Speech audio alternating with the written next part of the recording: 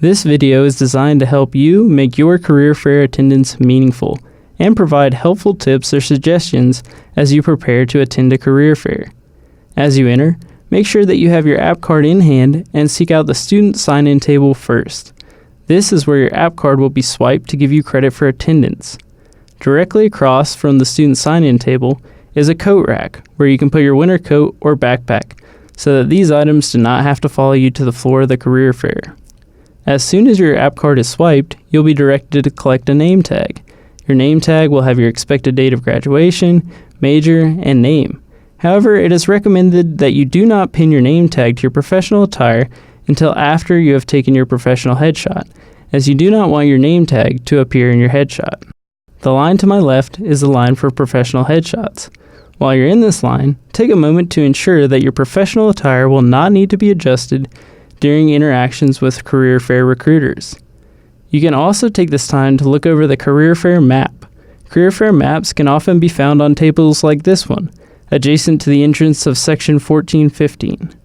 While looking over the career fair map, take note of the kinds of opportunities each company is recruiting for. It may also be a good idea to circle 4 or 5 companies that you would like to talk to during the course of the career fair. Before heading down to the career fair, take a moment to align yourself with the layout of the career fair and the layout of the career fair map.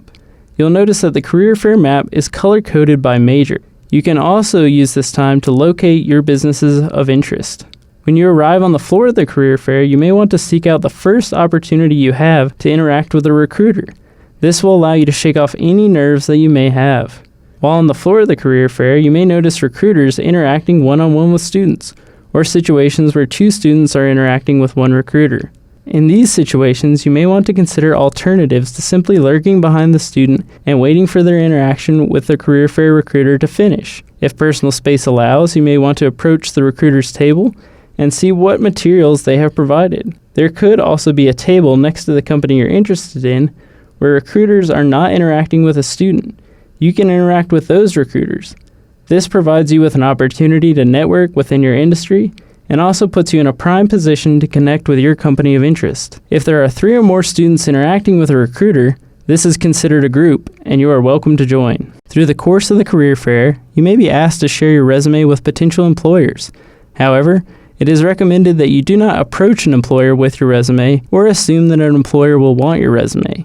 At the end of each interaction with a recruiter, you can simply ask if they would like a copy of your resume. If a recruiter does ask you to share your resume, be sure you're ready to field any questions about your experiences or bullet points that you have provided. As you interact with recruiters, you will likely receive many business cards and giveaways. If the giveaway is too large to fit in your pocket, return to the upper concourse of the career fair and place it in your backpack so it does not become a distraction during the rest of the career fair. During all your time at the career fair, it is recommended that you always keep your right hand free. This allows you to shake hands and greet any recruiter you may approach.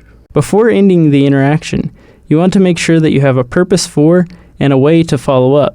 That purpose can be as simple as the recruiter asking you to connect on LinkedIn or as detailed as you following up on an internship or job application. Whatever your purposes are for following up, you need to make sure that you have an email, business card, or at least a name that can be searched on LinkedIn. Following up is the key to having a meaningful experience at the career fair. At some point during the career fair, it is very likely that you will see a table for a company that interests you that you have little or no research on. In these situations, it is best to step off to the side of the career fair and check your career fair map to see which major this company is recruiting for. It is also a good idea to look at their table for context clues, which can be found in the types of posters and handouts they provide. These can tell you valuable details about what opportunities they are recruiting for and what they do within their industry. You can combine these context clues with your personal knowledge to come up with insightful questions to engage recruiters. If you cannot come up with insightful questions based on context clues, you can ask more reflective questions. For example, what is the company culture like at your firm? Once you feel like you've interacted with all of your companies of interest, again, step off to the side of the career fair and ensure that you've talked with all the companies that originally interested you. It is also a good idea to circle back through the career fair on your way out.